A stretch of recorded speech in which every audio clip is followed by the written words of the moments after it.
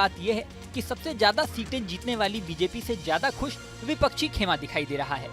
इसकी सबसे बड़ी वजह यह है कि एग्जिट पोल में जो रिजल्ट बताया जा रहा था, विपक्षी दलों ने उससे कहीं बेहतर प्रदर्शन किया है, जबकि एनडीए जितनी सीटों के दावे कर रही थी उससे काफी कम रिजल्ट आया है। जिन राज्यों में एनडीए को सबसे ज्यादा निराशा हाथ लगी है, उनमें से एक है महाराष्ट्र। इस राज्य में बीजेपी ही नहीं, उसके सहयोगी दलों शिवसेना, एकनाथ शिंदे गुट और अजीत पवार वाली एनसीपी को भी निराशा का सामना करना पड़ा। यहाँ बीजेपी को 9 सीटें, शिवसेना एकनाथ शिंदे गुट को 7 सीटें और अजीत पवार वाली एनसीपी को सिर्फ 1 सीट मिली है। इसके अपोजिट कांग्रेस को 13 सीटें, शिवसेना यूबीटी ग्रुप को 9 सीटें और शरद पवार वाली एनसीपी को 8 सीटें मिली हैं।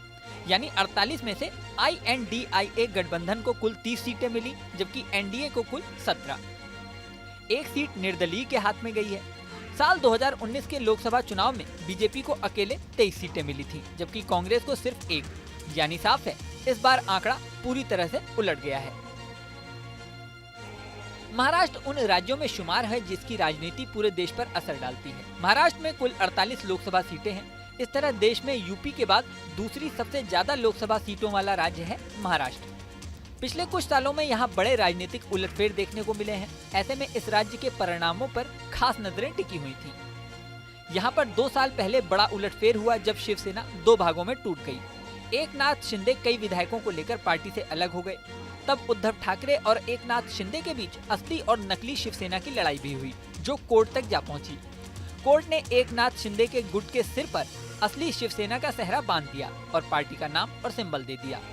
उद्धव ठाकरे को शिवसेना यूबीटी नाम मिल गया, लेकिन जनता के बीच वो खुद को असली शिवसेना बताते रहे। इसी तरह पिछले साल अजीत पवार ने चाचा शरद पवार के खिलाफ बगावत कर दी। करीब 40 विधायक भी उनके समर्थन में आ गए। 8 विधायकों के साथ अजीत पवार एनडीए की शिंदे सरकार में शामिल हो गए।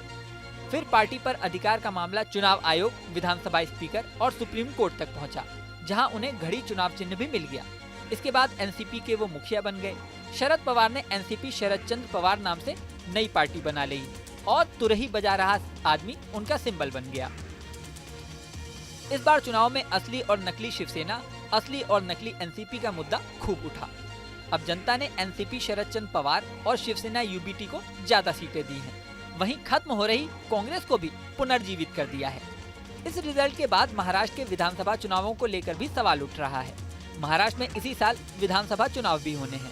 बीजेपी ने एकनाथ शिंदे और अजीत पवार को साथ मिलाकर महाराष्ट्र में सरकार तो बना ली थी, लेकिन अब लोकसभा चुनाव में जो नतीजे आए हैं, उसके बाद राजनीतिक विश्लेषक दावा कर रहे हैं कि ये विधानसभा चुनाव के लिए भी बड़े संकेत हैं और एनडीए गठबंधन को बड़ा नुकसान उठाना पड़ सकता है। महाराष्ट्र विधानसभा में 288 सीटें हैं। पिछले चुनावों में बीजेपी सबसे बड़ी पार्टी बनी थी, लेकिन बहुमत से दूर रह गई थी।